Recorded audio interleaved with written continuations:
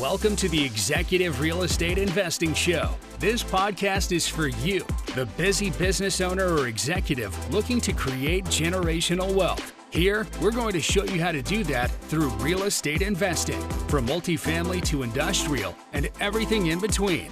You will become a real estate investing expert. And now, here's your host, Michael Holman. Hello, everyone, and welcome to another episode of the Executive Real Estate Investing Show. I'm your host, Michael Holman. Excited to have you with us today, and we have a super exciting guest, right? The guest today is a little bit different than some of the other guests that we've had. Why? Because he is obsessed with industrial real estate, and it is awesome. I love hearing about it. Industrial real estate is one of those things that's so broad, it encompasses so many different actual assets, but can be such a good investment. And I would highly recommend that you listen to this because you're going to get a high level overview of what it is, how to make money on industrial real estate, who manages the properties, all of it, right? And Chad's excitement for industrial real estate is just contagious. So definitely stick around. If you've been listening to the show for a little while and you're liking what you're listening, make sure you go and hit that subscribe button and give us a rating and review. We'd love to hear from you. We'd love to get this show out to as many people as possible. And also, lastly, if you haven't, I'm going to keep telling you this every single week, ExecutiveREIShow.com. You got the show notes, right? Chad at the end, he has hundreds of videos out on industrial real estate, right? Go to ExecutiveREIShow.com, click on this show. We'll link to that YouTube channel that he has. Boom, you just got access to hundreds of videos on industrial real estate investing, right? So go check it out, ExecutiveREIShow.com. Ask us a question in the executive question section. Just reach out, subscribe to the newsletter, comes weekly, goes right into your mailbox. Fantastic, right? ExecutiveREIShow.com. And before we get into this wonderful interview with Chad, we got to give today's executive tip. And today's executive tip is to be an expert in something, right? Doesn't matter what it is, doesn't matter how niche it is, right? In fact, the smaller, the better when you're starting off, right? When you're starting off trying to become an expert, I recommend the tighter you can make that window of expertise, the better, right? Because it's really hard to just say, I'm going to be an expert in real estate investing. It's so broad, right? There's so many different things. Take you years to truly become an expert in all things real estate investing. But if you say, I'm going to become an expert on industrial real estate investing in this city, right? All of a sudden it's a little more manageable. So become an expert. And even if that's in your job, right? A lot of times you hear people that get stuck in their job, in their career, and they're not sure where to go. You want to know one of the things I always recommend, take a step back. What are you doing that you're better than everybody else at, or you have more knowledge than anybody else at? And oftentimes the people who are struggling look around and they say, well, I got my boss who knows more than me on pretty much everything. And I got this person who knows more than me. Well, I always tell them, you want to become really valuable. All of a sudden, carve out that niche and become the go-to person for that thing, right? Because everybody knows that you know more than anybody else on that topic, right? So become an expert in a niche market. And Chad's going to get into that a little bit later. So without further ado, everybody here is Chad Griffiths. Hello, everyone, and welcome to another episode of the Executive Real Estate Investing Show. I am joined today with Chad Griffiths. I'm really excited because Chad is an expert in one of the hottest topics in real estate right now. It is industrial real estate. You cannot turn on any real estate news, any real estate investing without finding something about industrial real estate. So I am really excited. We are going to take a very deep dive today into industrial real estate. Chad, welcome to the show. Hey, Michael, thanks so much for having me on. And you're right. It is a super exciting topic. It's gone from being one of these industries, which was never talked about 15 years ago, to now all of a sudden, everybody's talking about it at their dinner table. You hear it on the news. Everything's talking about industrial real estate. So I'm excited to jump in and we can take it any direction you want to go. I love it. Well, Chad, how about to start, why don't you just tell the listeners a little bit about yourself? Yeah, thanks for that, Michael. So I got into the industry in 2005. Had a bit of background in the residential space, but wanted to pursue commercial real estate. So I joined an office for a brokerage in 2005. And at the time, I thought I'd be working in office towers or shopping malls, kind of that more glamorous side of commercial real estate. And Yeah. as it happened, the office that I joined was just heavily focused on industrial real estate. So all the people were doing that, all the mentors, people I'd be looking up to were all in industrial real estate. So it was just by pure accident that I got into an office that was focused on industrial real estate. And that just became my career path. I just dove into it, focused on building my brokerage business. So started in 2005, been at the same company ever since, so 17 years now. And then in 2014, I started investing in properties as well. And with some partners and a bunch of debt, we've pretty much added a property every year. Including a few like notable ones.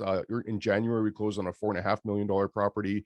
Last year, we bought a $3 million property. And the year before that, we bought a $4.5 million property. So Awesome. we've bought some pretty good size assets as well. And it's just an exciting space to be in. I really think that I've been very fortunate to have found a career that I enjoy doing and has just been such an interesting ride to be along. Yeah, I love it. And I have so many things about industrial real estate that I want to pick apart with you. But one of the things that was just kind of interesting that I want to point out to a lot of our listeners that's relevant to them is kind of this meandering career path. It's something that I see a lot, right? People oftentimes start down one path and with all the intentions, I'm going to get to, X, and next thing you know, they're at Y and they love it, right? But it's very rarely, this is where I'm going, this is where I'm heading, and that's where I end up. It's usually a little bit of winding, and next thing you know, you're over in a different direction, but people oftentimes it works out for them, right? I mean, I'd love to hear, did you have like a mindset shift when you thought you were going to go, office and shopping malls into industrial, or was it kind of just a natural reoccurring, path that happened over time? Yeah, that's a great point. And you're right. Nobody has a successful journey from point A to B being a straight line. Everybody's got some zigs and zags in there, and nobody has that straight line there. And mine was no different. I was actually going to college and business school when I was younger. I was working at a restaurant part-time. I got offered a management position, dropped out of college. My parents are still disappointed in me for that. At least I did go back later and finish, but at the time they were not impressed at all. Found out that I didn't want to do that long term. I bartended for a while. That made my parents probably even more mad.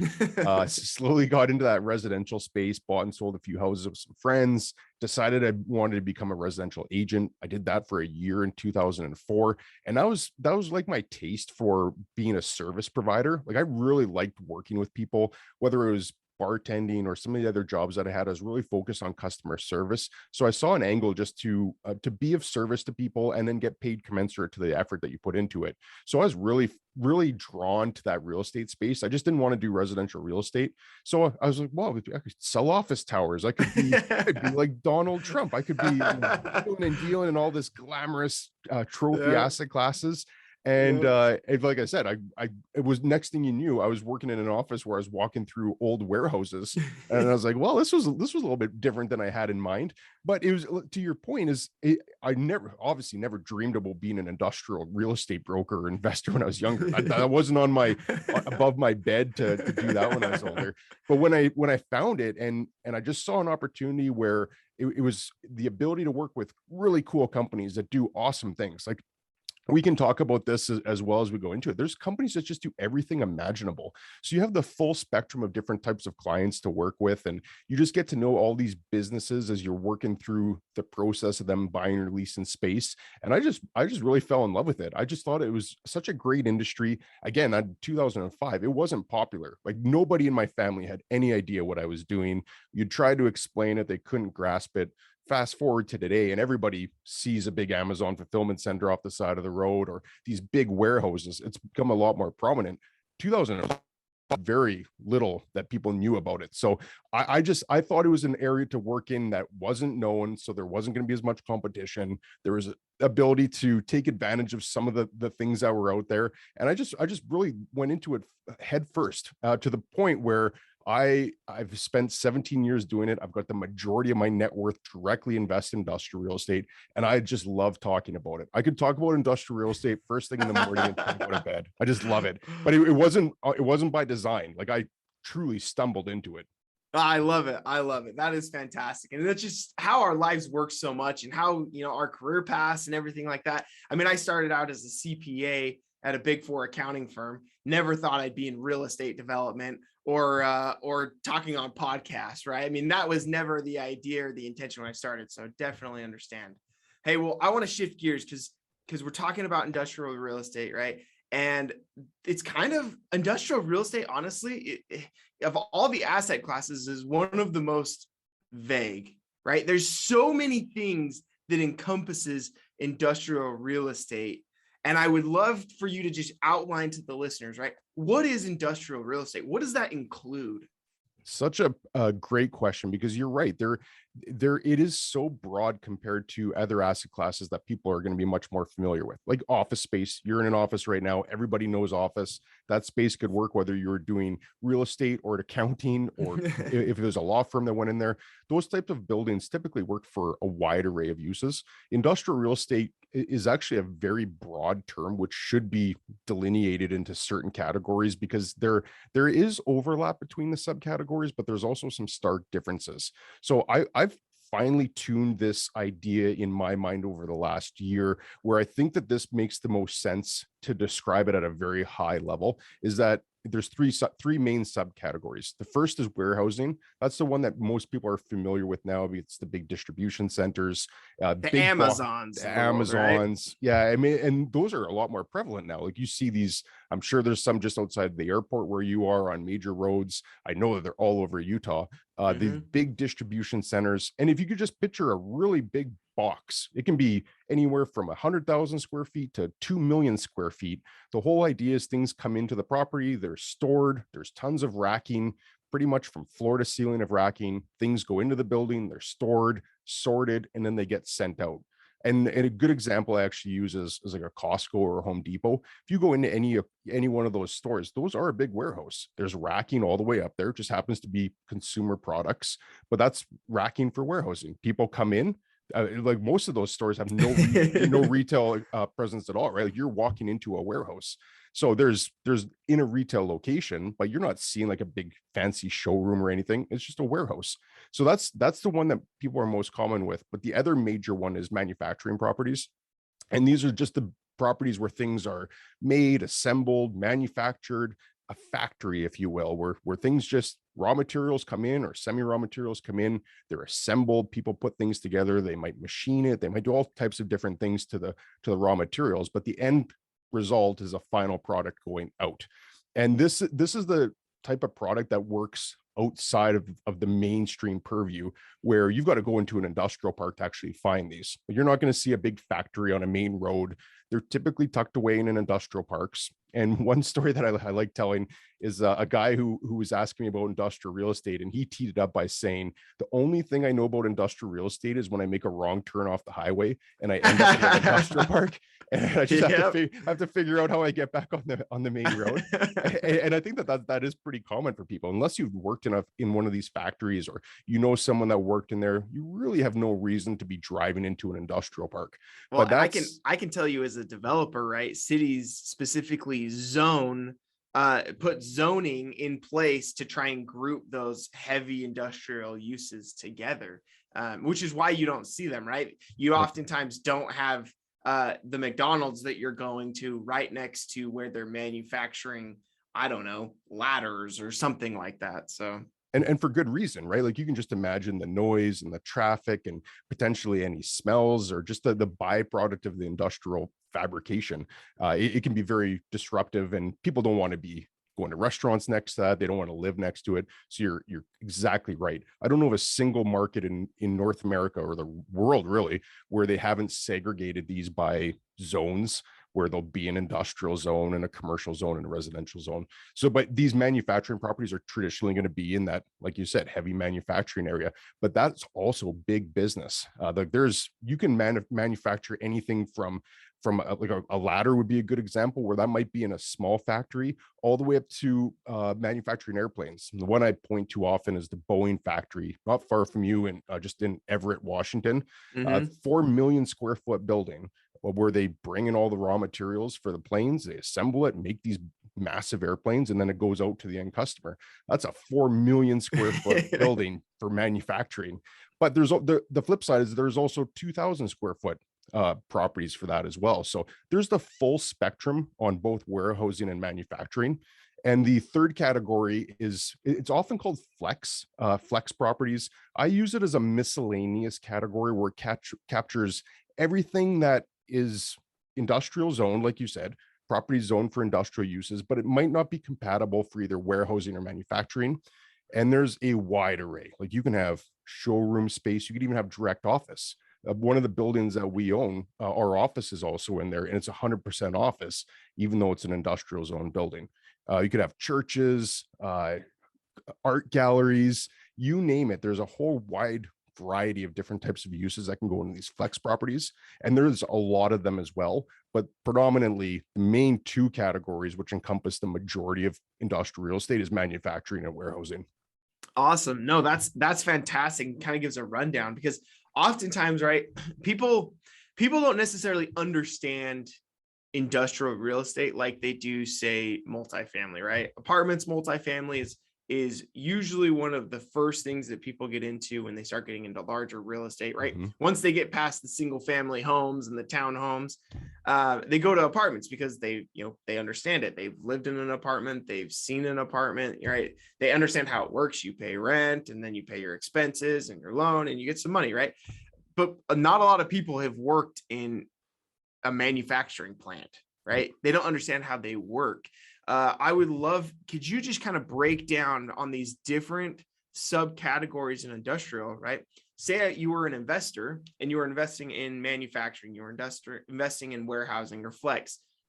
How does an investor actually make money and run them through that process? Because a lot of people in the world aren't familiar with how that even works, right? Is it leased? Is it owned? Like, how do you make money as an investor in industrial real estate? Yeah, and I love the point that you made about people just not having familiarity with it, because it's so true. And unless you had a reason to, you wouldn't be nearly as comfortable investing in industrial as you would multifamily, particularly if you've already had a few single family houses. It's not a big leap to go to multifamily, but going to industrial can be daunting, and that can be a negative. And I like to look at it as a positive, because anytime there's a barrier to entry like that, whether it's just a mental barrier to entry, where people aren't comfortable pursuing something because they don't understand it, I see opportunity. So I see opportunity. Agreed. That there's just less competition, and multifamily is a good example on that. If there is a good multifamily property that came up in your market, I suspect that there could be dozens, maybe even hundreds of potential buyers that could be interested in it. Whereas industrial, just by the nature of it being less understood, there's going to be fewer competition. So it's a trade-off. On one hand, it's harder to understand, but on the other hand, there's less competition. So we typically see just a bit of a higher yield on the industrial properties. And if you look at it like really simply, just like a going in cap rate, and I don't know how deep you want to go on the cap rate, but even just call it like a 1 year anticipated yield. So maybe we can stay away from cap rates and just look at a 1 year anticipated yield of what your income is in relation as a ratio of the value of the property. On multifamily, most markets, you're going to see like that 1 year yield in like that 3 to 4%. Whereas industrial, you might see it in the 6 to 7 to 8% range. So you might see like a 200 to 300 basis point increase in yields on industrial on the short term. Over the long term, there's a lot more variables to take into account. I think it tends to normalize actually, like on a, if without getting too into depth with like an internal rate of return, but even just call it a yearly compounded average. I think that the returns are going to be pretty similar in industrial and multifamily over the long haul, but there's other reasons to consider industrial as well. Management is a huge one. I've found multifamily and a little bit of experience with like a fourplex and smaller properties when I was younger. It's a lot more management intensive. Like you've got to be really hands-on. If a tenant has an issue, you've got to deal with it. Whereas in industrial, I have properties that I've owned for 7 or 8 years now, where I've been to them a handful of times each. Just the way that the leases are structured, tenants typically take care of everything. It's just a lot less management intensive. So for me, if I could compare a multifamily property and an industrial property, and the returns are going to be somewhat similar over a 10-year holding period, but the industrial property requires me to be much less hands-on, that to me is appealing in itself. So I think what I'd recommend for anyone considering industrial is that you first need to weigh the pros and the cons. And we talked about some of those already on different returns and how much management is required. But I think the biggest thing that I'd always recommend is to people to find out why they'd want to invest in industrial. Like there has to be more of a reason than just chasing a return. I think that they need to be able to answer why exactly is industrial real estate something they want to chase. For me, that answer is pretty clear. I think you can make a really good return. It's hands off. I know the market really well. There's less competition. Management I have outside managers on most of the properties that I have, so I don't even actively manage them at all. For me, those outweigh the benefits of multifamily, of knowing that asset class really well. But there's also trade-offs as well, and that comes down to risk.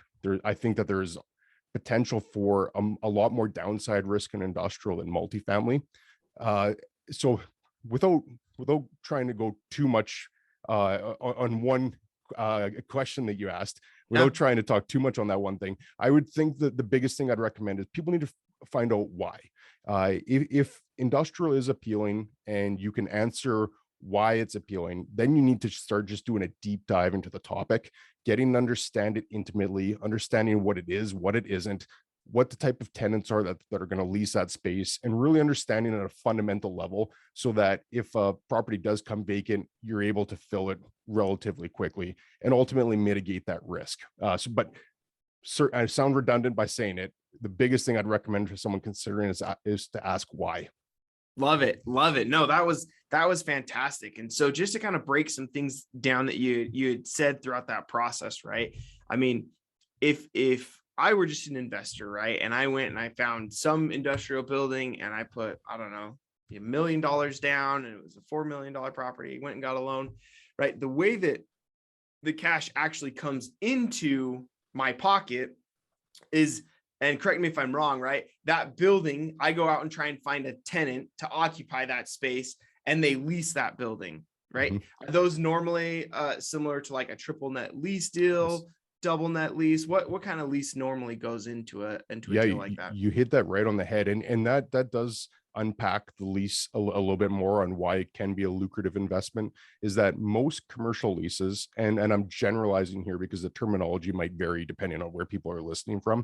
But the instead of talking about the terminology, because you're right, it can be triple net, double net, single net, fully net, absolute net. I've heard every terminology you can imagine. The intent is what's important, and it'll be worded carefully in the lease. So I would say make sure you have your lawyer reviewing this as well to make sure that what is the intent is actually represented in the lease agreement. So I always recommend people have a lawyer when reviewing a lease of this importance. But the intent of most commercial leases is that the tenant will pay 2 rents. The first rent they're going to pay will be called either a base rent or a net rent.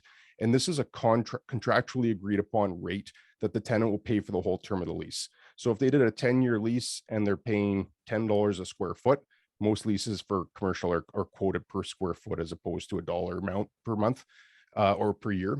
So if the tenant's paying $10 per square foot, that $10 could be fixed for the whole 10 years, or there might be escalations in there. It might go from $10 to $15 over the term of the lease, but that amount is pre-agreed upon. Both parties know that the tenant is going to be paying X amount for the whole term of the lease. Then there's the second part, which is called the operating costs or the additional rent. Again, terminology might vary, but the whole intent is that the tenant is responsible for paying their proportionate share of all the operating level expenses of the property. And I say proportionate share because there's multiple tenants in some buildings. If it's just one tenant in the building, then the tenant's responsible for paying property taxes, building insurance, common area maintenance, management fees, common area maintenance will often include snow removal or landscaping, anything to do with maintaining the property the tenant's responsible for. And that number essentially floats. So if the amount, let's just call it an arbitrary $5 a square foot, is for year one, if property taxes increase in year two, then any increase would flow through to the tenant. So they might end up paying $5.25 a square foot for their operating costs the next year, with the sole intent being that any increase in those property level expenses get passed through to the tenant. And the beautiful part about that, unlike most residential leases, which are quoted as a gross rate, where the tenant pays one monthly amount, and that's inclusive of property taxes, condo fees, if there are any condo fees, management, insurance, that's a gross rate. And then that amount is fixed. There's no adjusting for that. If the tenant does a 3-year lease, there's no adjusting for that if property taxes go up the next year. Whereas in commercial, the landlord can be comfortable knowing that any increases get passed through to the tenant, provided that the lease is written that way. I would want to caveat that, because last thing I want is someone listening to this to go and buy a property that for some reason was written unconventionally. Most leases, the majority of commercial leases, are written that way though. And it just provides the landlord comfort knowing that they're not going to erode any of their profit if property taxes were to go up 10% next year. That's, I love the way that you broke that down, with the two different leases. And for anybody who has ever invested in a retail property, right, these operational costs, very similar to like CAM fees or common area maintenance fees, right? Exactly the same concept, exactly the same thing. And so it's kind of interesting. The way that you make money in industrial real estate is just like the way that you make money in retail, the way that you make money in office, right? You own a space and you're leasing it out to somebody who then pays you rent so that you can pay all your bills and taxes and everything, and then make some money at the end of the day, right? So when you look at this and you step back from a high level view, I want everyone to understand that this is not necessarily as it's not like you're stepping out into the dark, right? With industrial, a lot of times, most people get a little nervous because it's like, well, I've been in, an O'Reilly Auto Parts or a Family Dollar or Dollar Tree store like 100 times. They just know what to expect, right? But this is the exact same way. And one of the things that you pointed out that I want to point out for everybody really quickly here, Chad, is those operational costs, the common area maintenance fees, however we call it, however the lease states it. But in a residential setting, right, the burden of all of those costs generally are placed on the landlord, right? The person who owns it, right?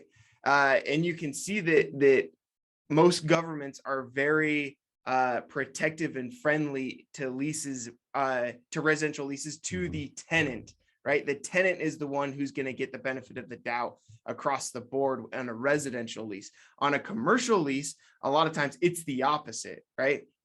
It's the landlord who oftentimes gets a lot of the benefits in those leases, right? There's very few like foreclosure laws, right? Like you don't have to go through the same kind of foreclosure process, right? If you have a bad commercial tenant than if you had a residential tenant, because the laws are going to be different surrounding kicking somebody out of their house because they're not paying like they should be, and kicking a company out of a building because they're not paying, right? So I love that you move that distinction, because there's some subtle differences between the residential and the commercial side that I think are really important, that make all the difference, right? A lot of people might look at just like the base rate and be like, I'm never going to make any money. Like, why would I pay that? But if you don't understand these other operational costs that are being taken care of, right, that you could be passing up on a really good potential investment, because you're just not understanding that they're taking care of a lot of these things that on the residential side, you normally have to take care of.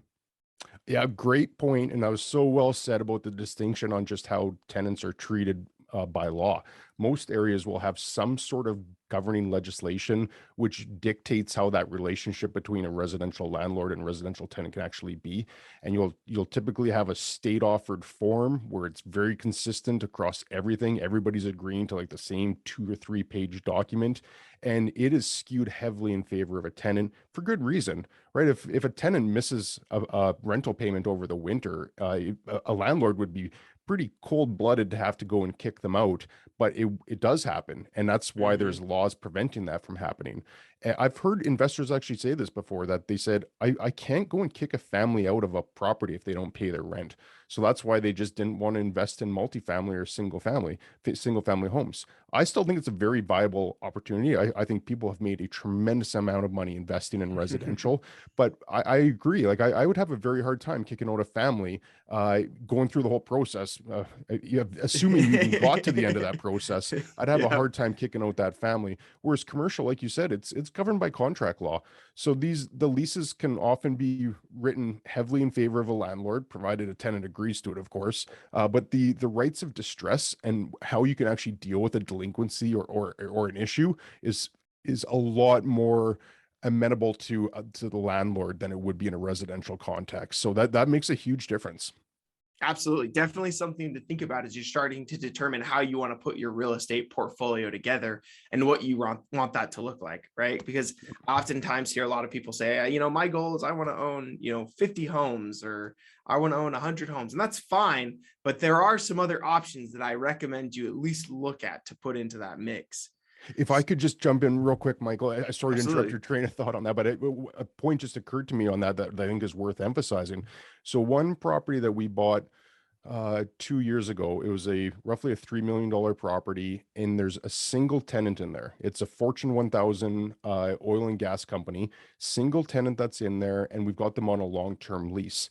Now, if I were to spend that $3 million on a multifamily property or single family homes, I'd probably be looking at like a 20 to 30 unit building would be my guess. I don't know the multifamily space well enough, but I'm assuming that it's going to be in that 20 to 30 unit range. You could just imagine over the course of a 5 or 10 year hold, how many problems and issues you would have dealing with that many tenants versus me having one tenant that pays their rent by pre-authorized debit, and it goes right into my account, and they deal with any issue that comes up. I think I've been to that property twice since we bought it, versus how many times would you be at a multifamily building that had 20 to 30 tenants? Yeah, no, that is a great point. And actually, I want to expound on that a little bit, because that's another little bit of unknown with the industrial, right? With multifamily, you often, you just know, right? Either you're going to manage or you're going to have an outside property manager manage that. For industrial, how does that work, right? I want to get into that, because like a lot of triple net lease deals, all over the US, right? They oftentimes don't have outside managers. It's usually single person, right? They just purchase a property and they're just getting the rent checks, but they don't need an outside manager necessarily on that the whole time. How does industrial work? Do you oftentimes see third-party property management on industrial property, or no? Quite often you do, and the reason why you do is just the economics of it. You can have a property manager look after an industrial building just a lot with a lot less time involved than it would be for the equivalent of rent coming in on a multifamily property. Same thing, just going back to how much work is involved in managing one industrial tenant versus 15 to 20 residential tenants.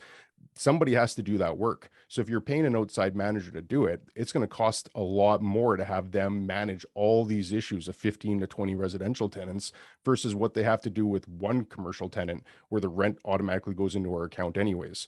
So they can still deal with some of the accounting. They can still deal with presenting financial statements and any operational issues. A property manager can do it in commercial just a lot more economically than they could same type of property in residential. And that's why I think with residential, it's so difficult to actually get a property manager, because you have to get an economy of scale where you just reach it to a certain level that you can actually afford to pay someone to do it. Like it'd be very difficult to pay a property manager with a 15 to 20 unit apartment building before you start eroding too much of your profit.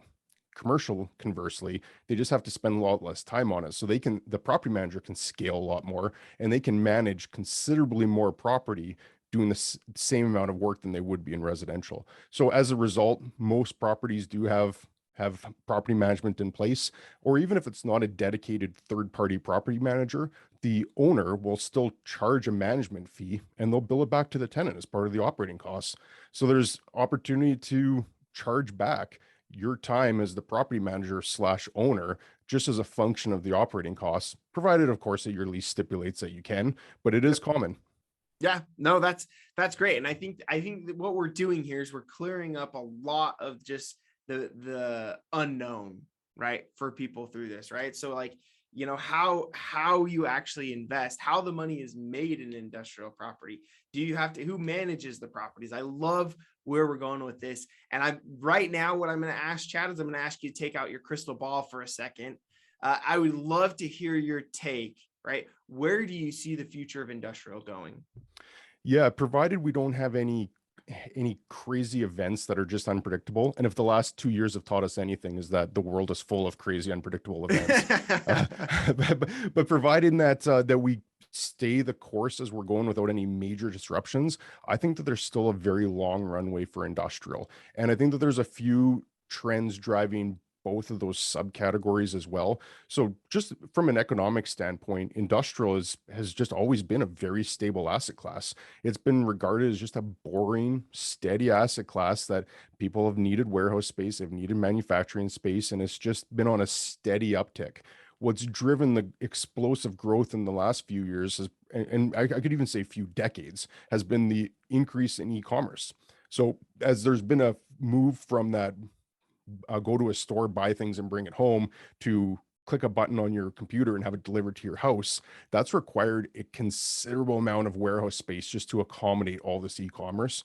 And I don't see that trend going away anytime soon. If anything, I think these past 2 years have taught us that there's been more people adopting this technology than less. And I see it with people older than myself who were very reluctant to shop online before, are now all of a sudden comfortable with it.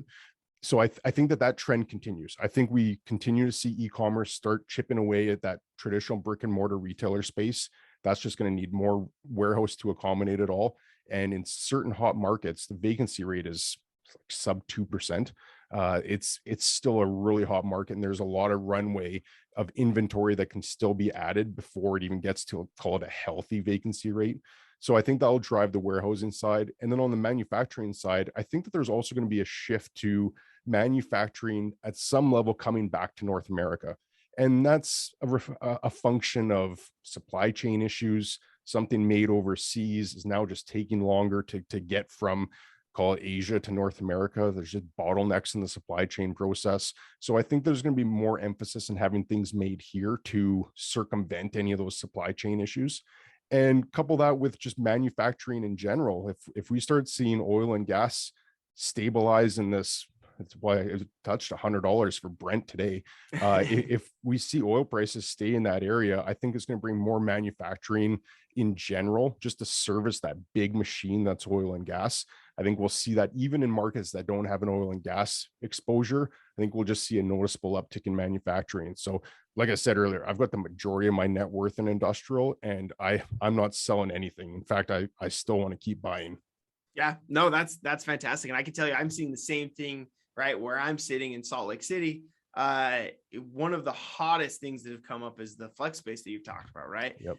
And there's just been, I mean, I have lots of friends actually that all lease flex space, right? They have a little office in the front where they can go and work, and they have this big warehouse in the back, right? And it's not huge, right? It might be 4,000 square feet total, up to like 10,000 square feet total, but they can run their e-commerce business out of that, right? They can do everything they need to do.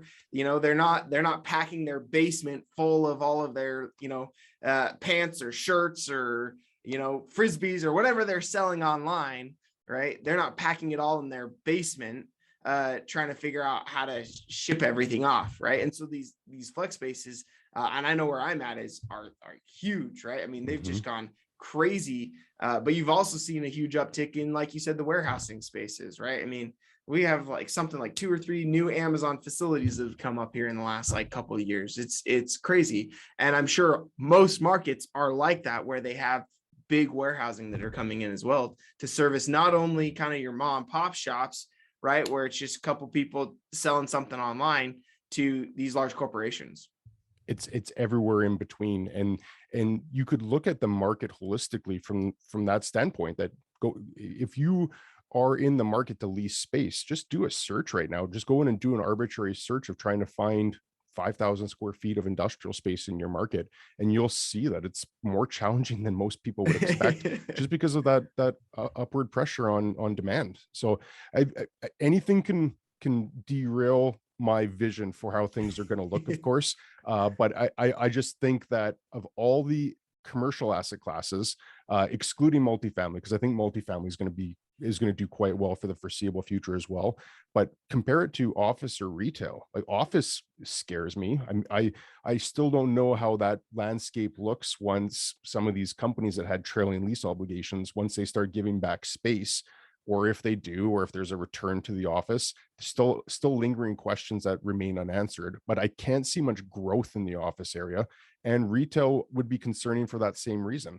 I think retail will still do fine. I think people are still going to want to go to shopping centers, and the experience and everything goes with it. I just have a hard time envisioning a scenario where there's growth in either office or retail. So as an investor, you've got to be chasing growth to some extent. Otherwise, you're basically better off just buying a bond.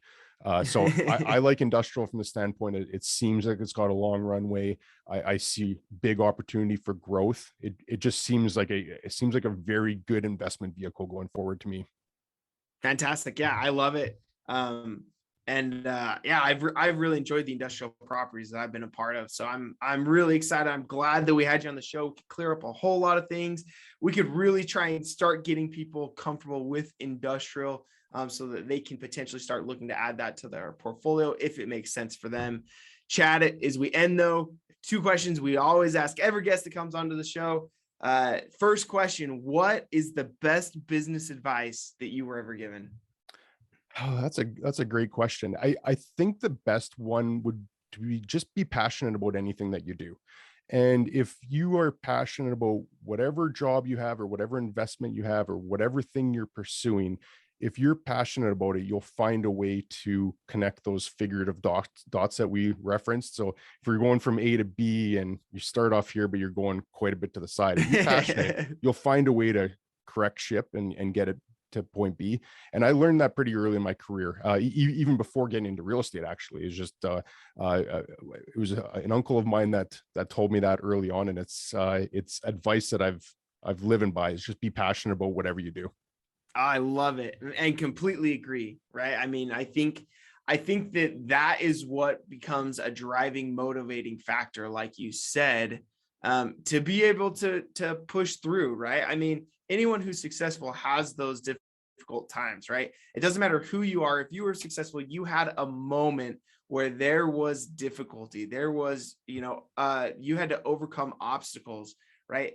And if you don't have that passion, that motivation, those obstacles are often fatal, right? I mean, it's often that's what ends the career. That's what ends the job. That's what ends the new company you just started, right? And so you have to be passionate. I love that. I think it's amazing advice. Chad, next question: what real estate investing advice would you give other business owners or business executives? Great question, and easy answer for me: be an expert.